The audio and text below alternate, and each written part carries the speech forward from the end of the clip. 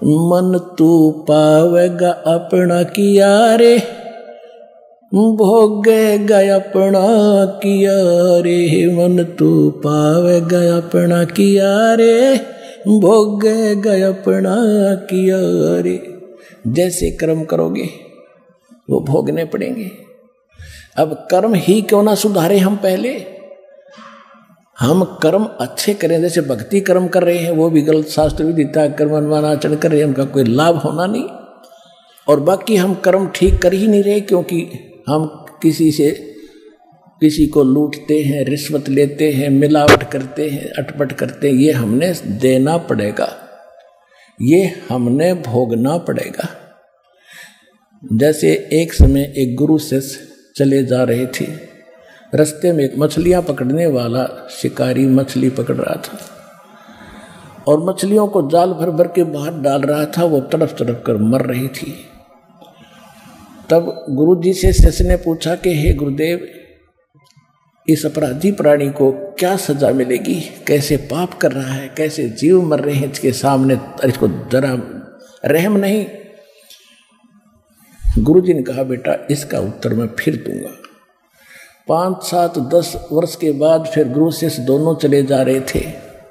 आगे एक हाथी का छोटा सा बच्चा उछल कूद मचा के कूद रहा था। वो वृक्षों के बीच में फंस गया, 2 वृक्षों के बीच में, और ऐसे ऐसे झटके झुटके मार कर वो निकलते गया, लेकिन खाल छुल गई उसकी।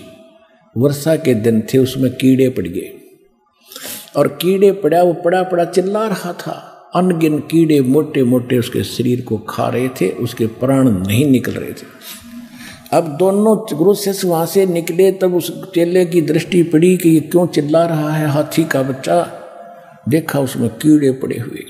तब उसने पूछा गुरुदेव, इस प्राणी ने कौन से जन्म में ऐसा कौन सा कर्म किया था जिसको इतना दंड भोग रहा है, कीड़े खा रहे हैं। तब उसने कहा कि सुन बेटा, जिस उस दिन तो मछियारा था ना, वो मछियाँ पकड़ रहा था और वो मछियाँ को बाहर डाल रहा था, तड़प तड़प के मर रही थी। ये हाथी का बच्चा वो मछियारा है और ये मछलियाँ अपना बदला ले रही हैं। ये उनको खाया करता था, अब ये इसको खा रही है। चल बेटा आगे। गीता अध्याय नंबर 7 के श्लोक नंबर 29 में जो स्पष्ट किया है कि जो सभी कर्मों से परिचित है। जैसे दास वो आपको बहुत बार कथा सुनाता है कि एक समय एक व्यक्ति की 2 विवाह हो गए। पहले वाली से पत्नी से एक पुत्र हुआ, दूसरा विवाह किया तो उन दोनों दूसरी के भी पुत्र उत्पन्न हुआ, पहले वाली की मृत्यु होगी। उसके बाद दूसरा विवाह किया तो उससे भी पुत्र उत्पन्न हुआ। दोनों के 10-12 वर्ष का अंतर, 15-16 साल का अंतर था। 10-12 वर्ष का बड़े पुत्र की और दूसरे पुत्र की आयु में। तो किसान की मृत्यु होगी। बड़े का विवाह हो चुका था, छोटा भी 10-12 वर्ष का था। छोटे वाला किसी कारण से रोगी हो गया। संपत्ति का बराबर का अधिकारी था। कुछ दिन ट्रीटमेंट भी करवाया। फिर उन्होंने दोनों ने, पति पत्नी ने क्या लालच छाया कि क्यों ना इसको विष दिला दें और सारी संपत्ति अपनी हो जाएगी। यही लास्ट में निष्कर्ष निकला। किसी वैद्य से संपर्क साधा। उस वैद्य ने कहा इतने पैसे लूँगा, मैं ये काम कर दूँगा, दवाई कर दूँगा।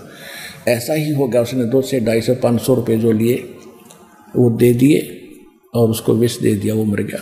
सभी को ये था कि बीमार है भाई, मर गया, बात खत्म हुई। कुछ दिनों के बाद उनको एक पुत्र प्राप्त हुआ,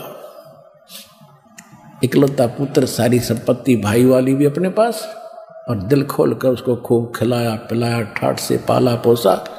जब वो गिने दिनों में 14-15 साल का, 16 वर्ष का हो गया, उसका विवाह कर दिया। विवाह होने के बाद वो लड़का बीमार हो गया। उसका सब जगह इलाज कराया उन्होंने, क्योंकि वो अपना बेटा था। इसलिए देश विदेश में जिसने जो मुँह मांगा, झाड़ फूक सब कुछ करवा ली, आधी संपत्ति बेच कर लगा दी। लड़का खाट पकड़ गया, कोई रिकवरी नहीं हो रही थी, स्वास्थ्य में सुधार नहीं।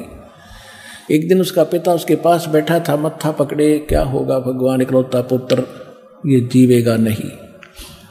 तब उस लड़के ने कहा कि भाई साहब, अपने पिता को कहा, भाई साहब अब मेरा जो है तेरा मेरा अकाउंट बराबर होगा, लेन देन बराबर हो चुका है, लकड़ी और कफन के पैसे शेष हैं, उनकी व्यवस्था कर ली।